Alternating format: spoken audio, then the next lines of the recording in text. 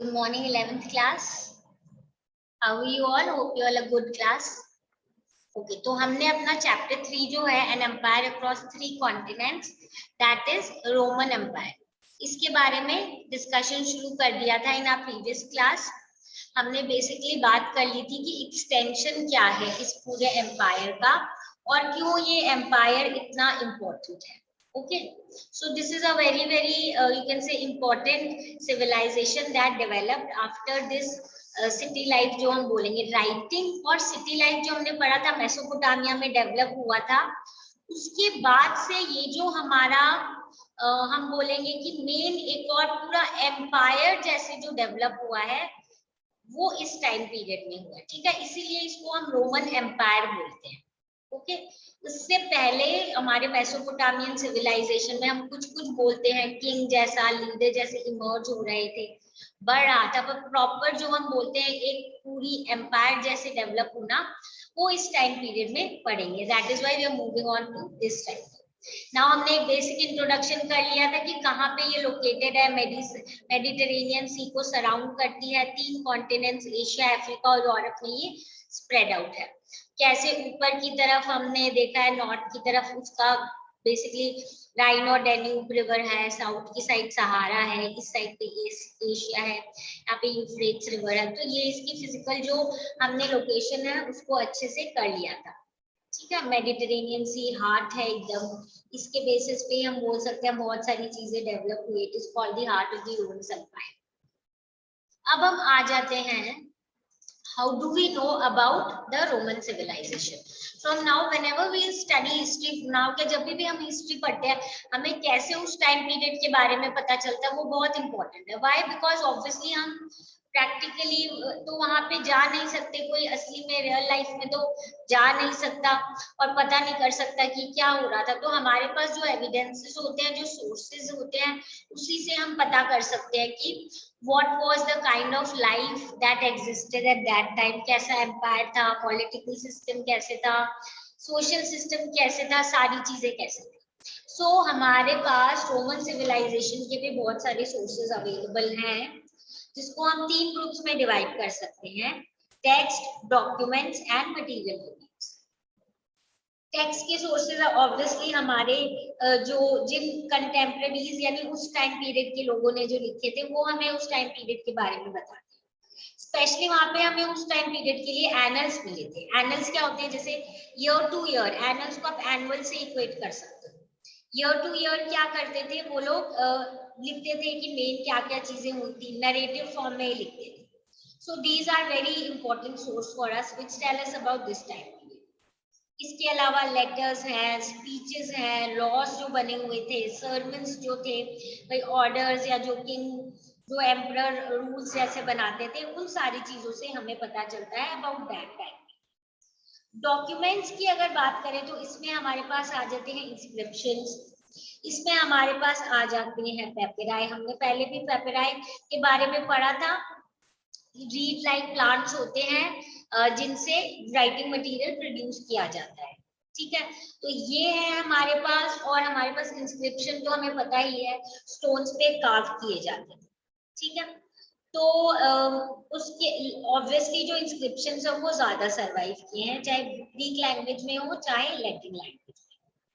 जो हम पेपराई की बात करते हैं, या जो हमने बोला पेपरस एक रीड प्लांट है जो जनरली नाइल रिवर जो है इजिप्ट में उसके बैंक्स पे ग्रो करता है, ये पर्टिकुलर टाइप ऑफ प्लांट, और इससे राइटिंग मटेरियल प्रोड्यूस किया जाता था। और ये वहां के लोग डेली लाइफ में यूज करते थे उसके ऊपर लिखने का, मतलब वो लोग जनरली करते ही थे in terms of daily life also, इसीलिए हमारे पास उसके भी एविडेंसेस हैं। तो जो लोग ये जितने भी हम पेपरस डॉक्यूमेंट्स को समवेयर हम बोलेंगे कि जो स्कॉलर्स इनको पब्लिश करते हैं और इन पे समवेयर स्टडी रिसर्च करते हैं, उनको हम बोलते हैं पेपिरोलॉजिस्ट। तो अपने पास थाउजेंड्स ऑफ कॉन्ट्रैक्ट्स है, कॉन्ट्रैक्ट जो बिटवीन 2 ट्रेडिंग ग्रुप्स या 2 कोई भी मेजर जो 2 पीपल है या ग्रुप ऑफ पीपल, उनके बीच में जो भी साइन हुआ है, जो कॉन्ट्रैक्ट हुआ है, कुछ चीजों के अकाउंट्स, लेटर्स, ऑफिशियल डॉक्यूमेंट्स जो हैं वो पेपराइज पे सरवाइव किए हैं और इन्हीं को स्टडी करके पब्लिश जो करते थे बेसिकली, और हम स्पेसिफिकली बोलेंगे they have been published by the scholars who are called papyrologist. ये हो गए अपनी दो टाइप की जो हमें बताते हैं इस टाइम पीरियड के बारे में। मटेरियल रिमेन्स क्या होते हैं, even if I don't tell you, you will understand कि आर्कियोलॉजिस्ट ने एक्सकवेशन ऑफ दिस के थ्रू जो मटेरियल्स डिस्कवर करते हैं, चाहे पॉटरी हो, चाहे कॉइन्स हो, या कुछ मॉन्यूमेंट्स हो, कोई बिल्डिंग्स हो, इवन बहुत सारे लैंडस्केप में भी कुछ कुछ ऐसी चीजें होती है जो हमें बहुत कुछ बताती है अबाउट दैट टाइम पीरियड। और अगर उनको ठीक से स्टडी किया जाए, अच्छे से उनको एक साथ लाके उनके बारे में रिसर्च की जाए, तो ये हमें बहुत कुछ बता सकते हैं about that time period. So obviously ये बहुत सारे, एंड एज आई सेड, ये मोज़ैक्स क्या होते हैं, पिक्चर्स या पैटर्न्स एक साथ जो बनाए जाते हैं, तो ये सारी चीजें हमें क्या बताती हैं about that time period. We will study in detail. Coins हमें क्या बताता है, सिल्वर कॉइन्स बना रहे हैं अच्छी, without any kind of mixing of any other metal, तो उसका क्या मतलब है। पॉटरी की स्टाइल क्या है, मॉन्यूमेंट्स की स्टाइल क्या है, पेंटिंग्स और पैटर्न्स कैसे थे, और किस टाइप की बिल्डिंग्स बनाते थे, क्या इनके बाकी क्या आर्ट और आर्टिफैक्ट्स में क्या इनकी स्पेशलाइजेशन थी, क्राफ्ट्स में, और जो चीजें ये लोग बनाते थे क्राफ्ट से रिलेटेड। सो ये सारी चीजें हमें बताती है not only about the things that they used, but the kind of development that they witnessed, या वो जितने डेवलप थे वो भी हमें पता चल जाता है through the material remains that we get. Obviously text से और डॉक्यूमेंट से भी पता चलता है। ओवरऑल ये सारी जितने भी अपने सोर्सेज हैं और इस टाइम पीरियड के, वो हमें इस टाइम पीरियड के बारे में बहुत कुछ बताते हैं and helps us to reconstruct about that time period and know about that time period। अब ये तो हमारा पहले बैकग्राउंड हो गया कि है कौन सी एरिया, ज्योग्राफिकल एरिया में कौन से में ये स्प्रेड आउट है। फिर हमने ये देख लिया था कि क्या क्या सोर्सेज अपने को इस टाइम पीरियड के बारे में बताते हैं। अब हम पढ़ते हैं about the Roman empire, basically कैसा पूरा टाइम स्पेन था जो रोमन एम्पायर वाला था। रोमन एम्पायर को हम दो फेजेस में डिवाइड कर सकते हैं, अर्ली रोमन एम्पायर और लेट रोमन एम्पायर, और बीच में इनमें हम देखते हैं थर्ड सेंचुरी है। ठीक है, थर्ड सेंचुरी को एक वाटरशेड माना गया है between them. If you all remember, we are studied in geography, watershed होता है जो बेसिकली दो रिवर्स को ऐसे सेपरेट कर देता है या पास में आके मतलब मिक्स नहीं होने देता, बीच में थोड़ी अपलिफ्टेड एरिया होती है। यहाँ पे उसका क्या मतलब है, वाटरशेड मतलब डिवाइड जो कर रहा है, पूरे रोमन जो एम्पायर था उसको दो में डिवाइड कर रहे हैं अप टू थर्ड सेंचुरी तक का टाइम पीरियड जो था रोमन एम्पायर का, उसको हम बोलते हैं अर्ली एम्पायर। और लेट एम्पायर जो है वो हमारा 4 to 7 सेंचुरी के बीच में। थर्ड सेंचुरी जो है वो एक ऐसा टाइम पीरियड है जिसमें हम देखेंगे कुछ ऐसे चेंजेस आएंगे जिससे हम दोनों टाइम पीरियड को बोल सकते हैं कि एक दूसरे से बहुत तरीके से ये क्या थे, अलग थे। ठीक है, अब एक और चीज जो before moving on to the details of the chapter, ये वाला जो टाइम पीरियड है इसमें हम देखेंगे कि जनरली क्या है कि बहुत ये एक ऐसा टाइम पीरियड है जब कुछ कुछ एम्पायर्स आ रहे हैं, कुछ कुछ पावरफुल हो रहे हैं, बट मेजर जो हम देखेंगे वो हो सकता है कि दो जो सुपर पावर्स हैं एकदम आसपास, ये थे रोमन एम्पायर और इरानियन एम्पायर। ठीक है, though we are studying the Roman empire, but बहुत बार बुक में बीच बीच में इरानियन एम्पायर से इसको कंपेयर करेंगे क्योंकि वो कंटेम्परेरी एम्पायर है, दैट इज व्हाई। तो ये दो सुपर पावर्स थे उस टाइम पीरियड के लिए, और दोनों में थोड़े डिफरेंसेस थे, तो इनके बीच की डिफरेंसेस देख लेते हैं।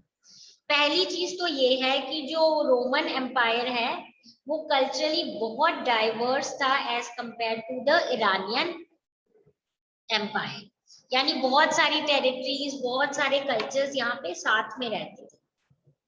ठीक है, और इससे रिलेटेड अगर हम ईरान में देखें तो वहां की पॉपुलेशन जो है वो मेनली क्या थी, इरानियन।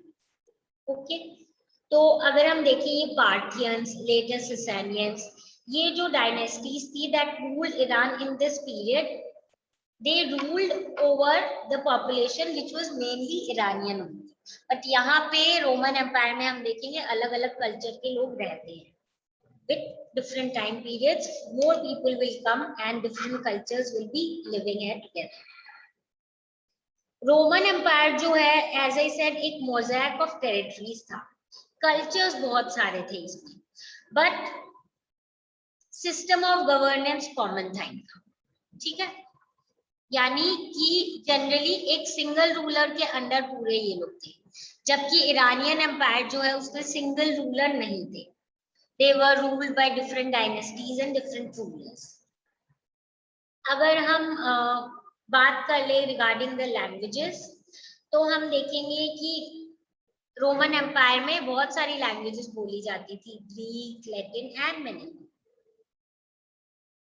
और जबकि हम देखेंगे ईरानियन में ओनली अरामिक लैंग्वेजेस जो है वो बोली जाती है। ओके, सो यहाँ पे हम देखेंगे कि एज आई सेड कि बहुत लैंग्वेजेस थी इधर रोमन एम्पायर में, Latin, Greek and as I told you many other languages will see, but mainly Latin और ग्रीक जो है सबसे वाइडली यूज।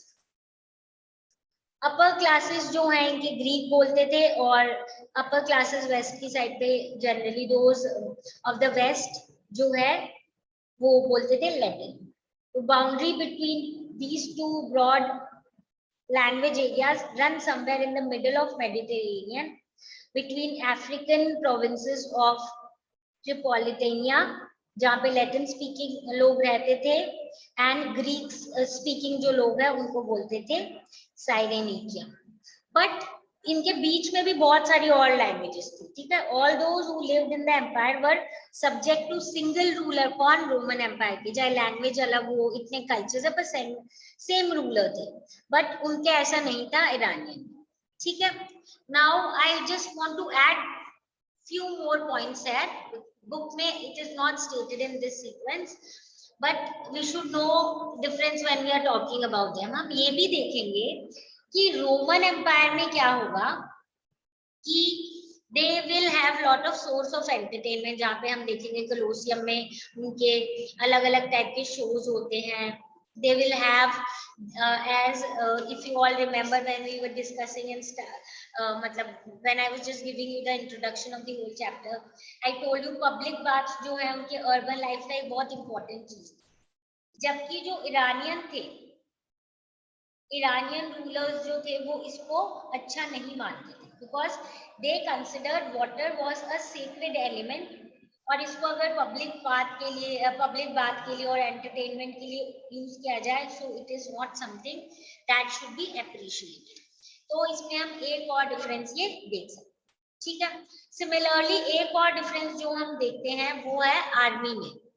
जो रोमन एम्पायर है उनकी आर्मी जो थी, उनकी army was basically paid army, जबकि जो पर्शियन एम्पायर है उनकी कॉन्स्क्रिप्टेड आर्मी थी, ठीक है।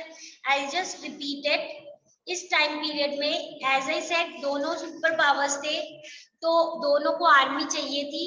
ईरानियन वाले जो थे उनकी आर्मी कॉन्स्क्रिप्टेड थी, आर्मी जिसको फोर्सफुली रिक्रूटेड, कंपल्सरी था सबके लिए, जबकि जो रोमन एम्पायर था वहां पे पेड आर्मी थी, यानी उनको प्रॉपर सैलरी जैसे मिलती थी। ओके, कुछ चीजें हम और पढ़ेंगे आर्मी से रिलेटेड डिटेल में, but here I just wanted you to note down two more differences between the Roman empire and the Iranian empire, ठीक है। तो सेम टाइम पीरियड के दो सुपर पावर्स थे, पर बहुत डिफरेंस थे दोनों में, ये हमने कर लिया है। Now let us move on to the next important thing. Again before moving on to the more details, जो हम ये टर्म यूज करते हैं रोमन एम्पायर, इससे पहले रोमन रिपब्लिक भी यूज किया जाता है। Okay, now republic name basically, republic ऐसे होता है when the head of the state और head of the country is an elected person directly और indirectly.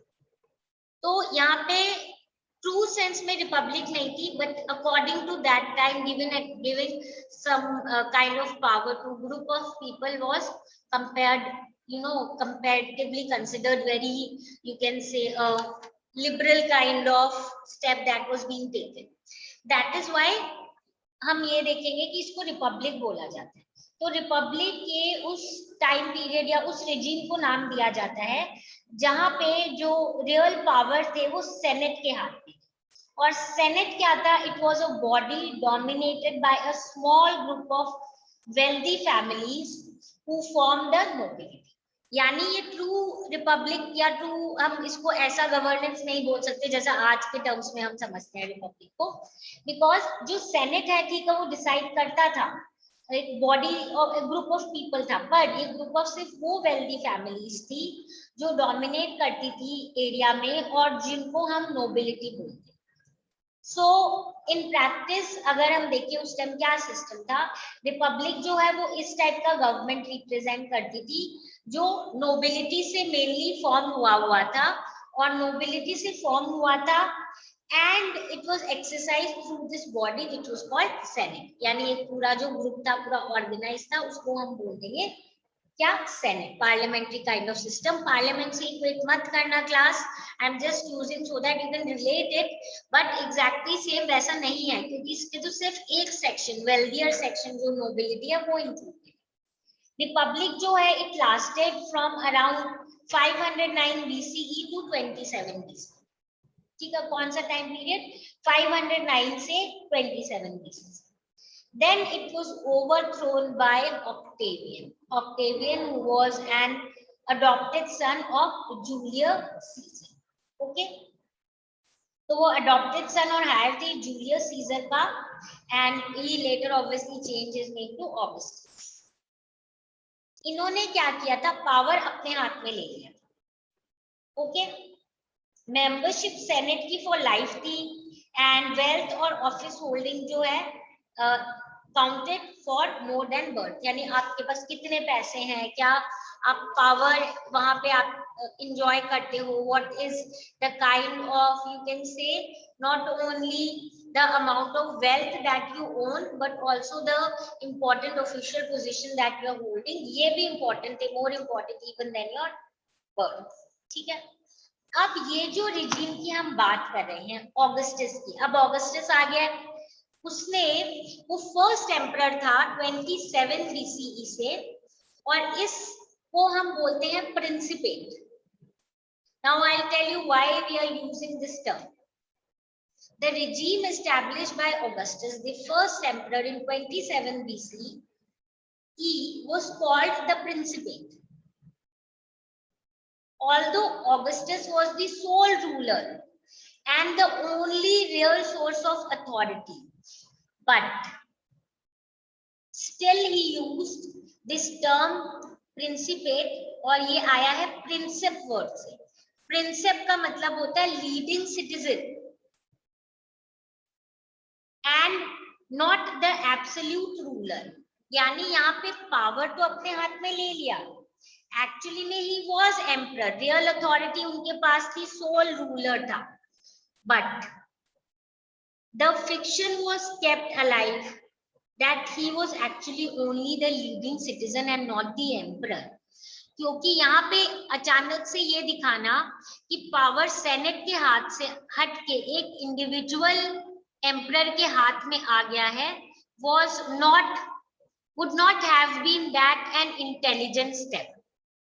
So that is why, because ये सही नहीं रहता, somewhere there was a fear कि अचानक से सेनेट से सारा कंट्रोल एक सोल लीडर ने अपने हाथ में ले लिया है। So he did not call him as the emperor, he called himself as the leading citizen। ठीक है, so again we need to understand few things here कि क्यों भाई रूलर था तो एम्परर टर्म क्यों नहीं यूज किया, why are we using certain terms like princeps, और उसके रिजीम को हम प्रिंसिपेट क्यों बोलते हैं? बिकॉज समवेयर ये इसीलिए किया गया था कि सेनेट को अभी भी हमें रिस्पेक्ट दिखाना है, बिकॉज इतने साल से वही रूल कर रहे हैं। ओके, सो ऑब्वियसली ये जो रिपब्लिक था इससे पहले, यानी इससे पहले ऑगस्टस के रूल से पहले, उसको अभी भी हमें रिस्पेक्ट दिखानी है, बिकॉज यही बॉडी पूरा कंट्रोल करती थी रोम के पूरे जो भी एक्सपैंडेड इनकी जितनी भी टेरिटरी थी, कंट्रोल था उसको. That is why he actually did not declare himself as the emperor, but actually सारा power उनके पास था, and he said that he was not the emperor and the regime was of an principle. ठीक है. अब senate जो है रोम में हमें पता है सेंचुरीज से थी, और एक बॉडी बहुत इंपॉर्टेंट एक ऑर्गेनाइजेशन थी, एक ग्रुप था जिसमें एरिस्टोक्रेसी और वेल्थियस्ट फैमिलीज थे, कहाँ के, रोम के. बाद में हम देखेंगे दूसरे इटालियन ओरिजिन के भी बड़े बड़े जो रिच लैंड ओनर्स हैं वो भी इसका पार्ट हो जाए. तो यहाँ पे बस अपने को ये ध्यान रखना है, सेनेट है अभी भी, बट रियल पावर्स किसके हाथ में है, एम्परर के हाथ में, जिसने अभी तक अपने आप को एम्परर डिक्लेयर नहीं किया. ठीक है. हमारे पास जितनी भी रोमन से रिलेटेड हिस्ट्रीज है, जितनी भी इनके टाइम पीरियड से रिलेटेड हमारे पास इंफॉर्मेशन है, वो जनरली ग्रीक और लैटिन में सर्वाइव हुई है. और ये जो ग्रीक और लैटिन है ये जनरली कौन लिखते थे, ये सेनेट बैकग्राउंड के लोग थे, क्योंकि ग्रीक और लैटिन को ही ऑब्वियसली लैंग्वेज ऑफ इलीट माना जाता था. तो ये जो इलीट ग्रुप है, जो हाई फाई ग्रुप है, जो सेनेट वाला ग्रुप है, जो रिच वेल्दी क्लास है, ये लोग ही है जो रोमन की हिस्ट्रीज लिखते थे. ठीक है. तो इनका ही लिखा हुआ मैटर हमारे पास अवेलेबल है, जो हमें इस टाइम पीरियड के बारे में बहुत बताता है. तो इनसे ये अपने पास क्लियर है कि एम्परर जो है उसको जज किया जाता था by how they behave towards the senate. So the worst emperors were those who were hostile to the senatorial class, behaving with suspicion or brutality and violence. Many senators yearned to go back to the days of the republic, but most must have realized that this was impossible. Again, try to understand what they're wanting to tell us indirectly through these lines. ये क्या बोल रहे हैं, main जो हमारे पास Greek और Latin में चीज लिखी हुई चीजें हमें मिली है वो इन सेनेटर्स ने लिखी है. तो ये क्लियरली क्या बोलेंगे, उसी टाइप से लिखेंगे कि किसी भी जो रूलर है, जो रूल कर रहा है, उसको अच्छा कब बोलेंगे, जब वो सेनेटर्स के साथ अच्छे से बिहेव कर रहे हैं. और अगर if they are not behaving or he is not behaving nicely with the senators, if he is hostile towards the senatorial class, if he is behaving with them not respectfully and not treating them nicely, not behaving nicely with them with lot of respect, अगर उनको suspicion से देख रहा है, उनको उनके साथ brutality का बिहेवियर हो रहा है, वायलेंस वाला बिहेवियर हो रहा है, तो ऑब्वियसली सेनेटर्स उनके बारे में अच्छा नहीं लिखेंगे और बोलेंगे this ruler was not a good ruler. और बहुत सारे सेनेटर्स एक्चुअली नीडलेस टू से, you will yourself also understand कि अब ये जो सेनेटर हैं जो इतनी अच्छी इंपॉर्टेंस ये एंजॉय कर रहे थे अभी तक के टाइम पे, तो इनके लिए तो ये ऑब्वियसली बहुत आज के टाइम पे बहुत ही मतलब हम जिस कंटेम्प्रेरी टाइम पीरियड की बात कर रहे हैं उसके हिसाब से तो obviously for them this is actually not a good situation because their power is being taken by a emperor. So इनके लिए ये हमेशा ये कहीं ना कहीं चाहते थे कि वापस से पुराना टाइम आ जाए, but they knew that this was actually impossible because इतने पावरफुल हो गए थे ये एम्परर कि वो वापस से सेनेट के पास सारा पावर आना was practically impossible and that is what they understood also. So हम देखेंगे कि इनको ये तो कहीं ना कहीं समझ आ रहा है कि वो हमारा पावर वापस नहीं आ पाएगा, बट ये भी सोच रहे हैं कि हमारी इम्पोर्टेंस जो है एटलीस्ट वो क्या है, वो बनी रहे. Who is of this ideology, जो सेनेटर्स हैं. ठीक है. तो ये तो हमारे यहाँ पे आगे की ऑगस्टस एम्परर बन गया, but still he is somewhere not declaring himself as the emperor, though he is enjoying all the powers of the emperor. Senators को फिर भी रिस्पेक्ट से रखा जा रहा था बिकॉज उनको अच्छे से नहीं रखा जाता, तो somewhere there would be a kind of problem for the emperor because इतने सालों से वो enjoy कर रहे हैं वो status, that is why उनको कुछ इम्पोर्टेंस तो दी जा रही थी and they were treated nicely, और हम किसी राजा को उसी हिसाब से एम्परर को जज ज्यादा कर पाते हैं बिकॉज सेनेटर्स ने ही हमें जितना भी मैटर है वो इनके टाइम पीरियड के रिगार्डिंग दिया है. Okay, now in our the you can say remaining part of this topic early empire का जो हम बात कर रहे हैं, तो हम ऑगस्टस से बेसिकली स्टार्ट कर रहे हैं till the 3rd century. ये टाइम पीरियड जो है ये इसमें हम आर्मी से related now we have talked about emperor, we have talked about senate. यहाँ पे प्रोफेशनल आर्मी है वो हम पढ़ेंगे कि कैसे जो प्रोफेशनल आर्मी है वो इम्पोर्टेंट थी रोम में और कितनी it will expand to a great number. हम बोलेंगे the army was the largest single organized body in the empire with around 4th century के टाइम तक around 6 lakh उसमें जो members थे. And certainly आर्मी ही बहुत डिसाइड करेगी, आर्मी बहुत इंपॉर्टेंट रोल प्ले करेगी कैसा एम्पायर है, कितने टाइम तक वो रूल हो सकता है ना. तो अबाउट द आर्मी, कैसे उनको क्या क्या कंडीशन थी उनकी, क्या सैलरीज होती थी, ये सारी चीजों के बारे में पढ़ेंगे in our next class. And then we will proceed with few more important things that occur during this time period. Okay, civil war और कुछ और जो प्रॉब्लम्स इस टाइम पीरियड पे अकर हुई उसके बारे में पढ़ेंगे in our next class. So this is it for today class. I suppose things are clear whatever we have done today. If you have any doubt relating to the topics that we have covered, do come back with your problem. We'll discuss and solve. Okay.